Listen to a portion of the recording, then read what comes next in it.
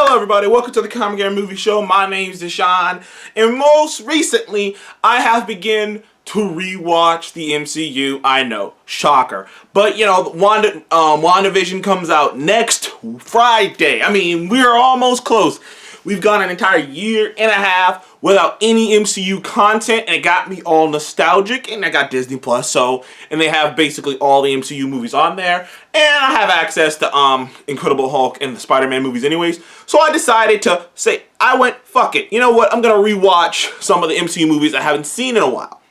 So, of course, I haven't seen the original Iron Man in a long time, which I watched that, and I was like, that was cool. You know what, another movie I haven't seen even longer than that was Iron Man 2, which admittedly to me is the worst movie in the MCU. Now, I don't hate Iron Man 2. I actually think Iron Man 2 has some good two great things in it, but a lot like but it's in the same vein, a lot like what's the word I'm looking for? A lot like kind of a lot like Wonder Woman, in the same vein as Wonder Woman or Aquaman. That's the category I would put Iron Man 2. It has a lot of fun things in it. Iron Man 2 is watchable. It's enjoyable, but it's not good. It's okay. Iron Man 2, that's the description. It's okay. If I was giving Iron Man 2 a grade, I would have given it a 6.5. It's okay. It's the lowest Marvel movie, I know. But when I rewatched it, I realized that, like, you know what? This movie has so many things that could work, but they're trying to do too much shit. First of all, Sam Rockwell is great in this movie. He's fantastic. But they felt like they needed to bring in a physical threat villain, or a more physical threat villain, while bringing in Ivan Vankoff, which is the name of the Crimson Dynamo, but instead of having the Crimson Dynamo be the Crimson Dynamo, they made him Whiplash. And like, that's one thing that brings this movie down drastically, is I think Ivan Whiplash, Seth loves that character Whiplash. I think he's one of the worst supervillains of all time. This movie is just above Thor the Dark World, which I would have gave a 5 to. I'd gave a 6 to Thor the Dark World too, but Thor the Dark World has the worst villain in the entirety of the MCU. One of the worst villains ever put the film in Thor the Dark World. And Ivan's not that far behind him. There's nothing to him. You really don't get to learn much about him, but I digress. I'm here to talk about, I could talk about the many problems in Iron Man 2. But the big problem in Iron Man 2 that I noticed upon rewatching it was that it is clear to me, and this is the early days, by the way. You gotta understand, in the early days of Disney, Ike Perlmutter, who I've talked about many times on my channel, he was really running the show. Sure, Feige was the head and Feige was making decisions, but Ike Perlmutter was basically over his head, staring him in the back of the skull, telling him, you can't do that, you can't do that, Feige, you can't do that, Feige, you can't do that. Like, every time Feige wanted to do something crazy, Ike would smack him in the hand. And back in those days, it was rough. But the thing is, studio interference ruined Iron Man 2, because Iron Man 2, it's clear as day when you watch it, Jon Favreau wanted to do Demon in the Bottle. And if you don't know what Demon in the Bottle is, it's pretty much, I don't know if, Comic Blow, do you think that's Iron Man's most iconic comic book?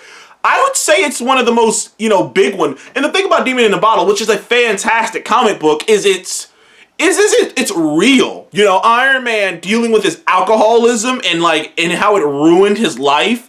Because you see it all the times with celebrities, how drugs and stuff can ruin their life. And seeing it happen to a big-time superhero like Iron Man is a hell of an image, and having him overcome it and, go to rehab and beat his addictions and beat his demons. And, it makes sense. And, it made sense how Tony even got in the mindset to be an alcoholic to the level where it would ruin his life, considering all the things that has happened to him in his life and all the trials and tribulations and demons he has.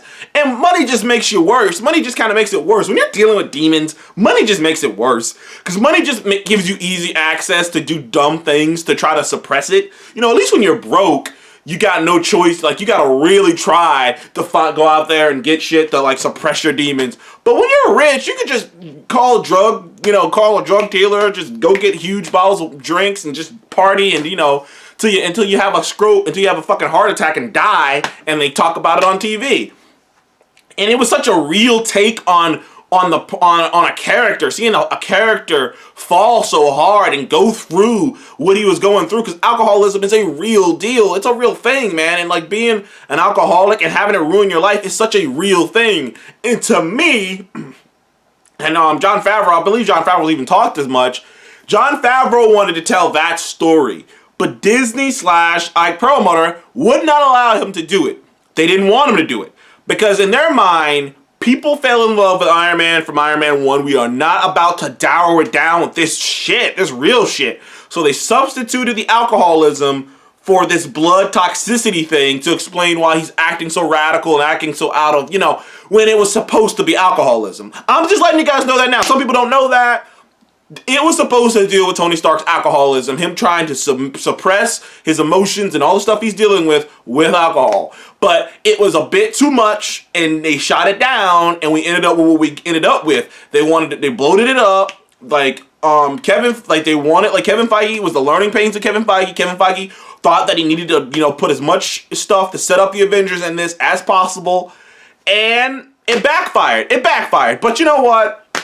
Iron Man 2. Like I said, I just wanted to make this video because I was watching Iron Man 2. It made me realize, I'm like, you know what? That's the big problem with this. They wanted to do Demon in the Bottle. It got screwed up, and they didn't get the chance to do the movie that should have been. It should have been Demon in the Bottle. It should have been a great sequel, but instead, it ended up being a vastly bad. It ended up being an okay movie from a great first try with the first Iron Man because they were scared to take that step. And I don't think nowadays they would be scared to take that step because alcoholism can be done in a PG-13 manner. So, but they just didn't want to do it. So that is the big problem with Iron Man 2. It's the biggest problem with Iron Man 2. It's the reason the movie got the reputation it has.